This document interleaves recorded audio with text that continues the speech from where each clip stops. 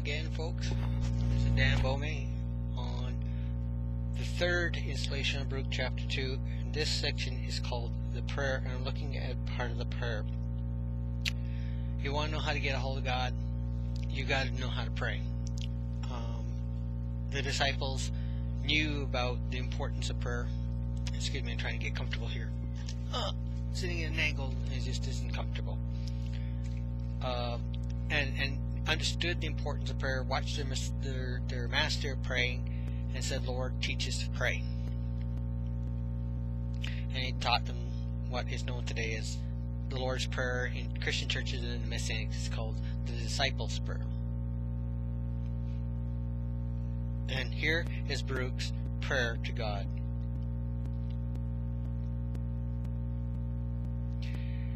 And now, Lord Elohim Adonai, who have brought your people from the land of Egypt with a mighty hand, with signs and wonders and great powers, and with outstretched arm. We have sinned, we have been irreligious, Elohim Adonai. We have broken all of your commandments. Let your anger be turned away from us, since we are no more than a poor remnant among the nations, where you have despised us. Listen to us, Adonai, to our prayer, to our entreaty.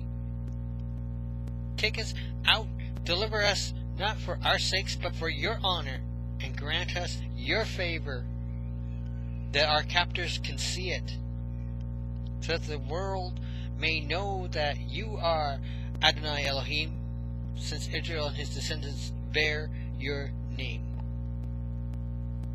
Do you bear God's name? I do. My name is Daniel. Daniel is a derivative of two words, Dan, from the tribe, which means judge. Yel, I-E-L, is of God. Also, another rendering of my name is Danny. In Hebrew, that's Dan Ani. To be favored. Anani is a girl's name. So when you call me Danny, you're kind of sissifying my name. Do I look like a sissy? Don't answer. But anyway, I'm in touch with my feminine self.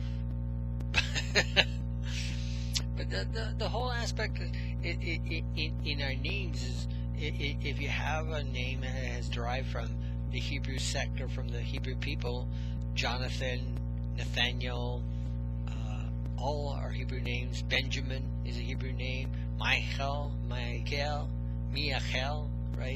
is all from the Hebrew. Joshua, my grandson, is from the Hebrew.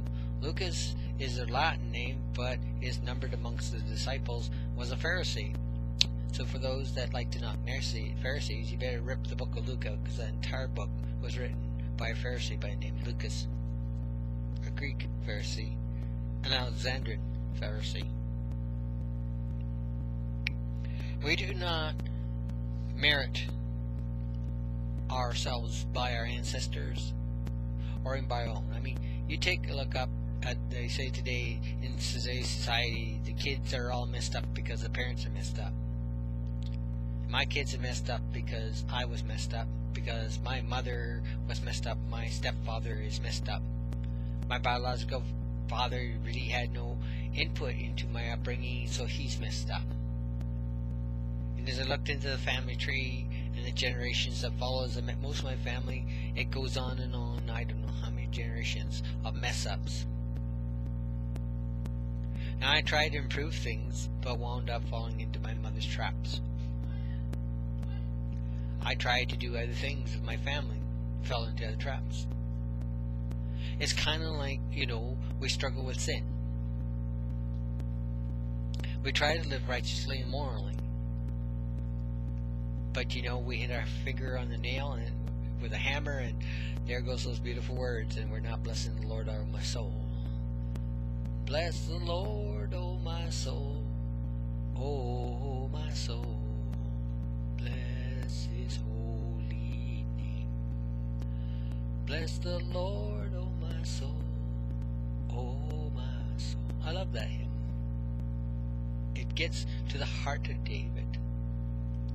That in spite of our sin, in spite of our iniquity, in spite of our pain, we have a hope wherein God will reign. As Baruch turned his face, said, God, don't save us. We don't deserve to be saved. We don't deserve to be rescued. Do it for your name's sake. And when you shook him this world, it wasn't because we deserved it. He did it because that the name of God be glorified, that his Father's name be glorified, that Yahweh be true and every man be liar. May his name be lifted up upon all things here on earth and in heaven. May we learn to glorify with upraised hands. May we bless the Lord with our hearts and not just our mouths. Tonight, if you have a song service, keep my words, if you've heard them, in your heart. And understand that you don't have to be saved. You don't deserve to be saved. You are saved that you may bless the Lord and glorify him one more time. You don't deserve to be there. But he loved you so much he couldn't let you go. As you pray tonight, remember these words. And understand the futility of doing things just because the Bible tells you to do. Do them with a heart that thinks that he says, I don't know any other way of living. I'm going to go this path because I cannot see any other way. Don't condemn your brother to the left or right who follows pagan rituals or worships in a pagan or Judeo-pagan or Christo-pagan church. But be a light unto him. If you want to be different, hear the words of wisdom, be different. Why do we sit and judge one another? That is not our concern. Our concern is living our life before God, that we will not be found guilty. Don't live because the Bible tells you so. Live because there's just no other way. It should be as natural as taking a breath in and letting it out.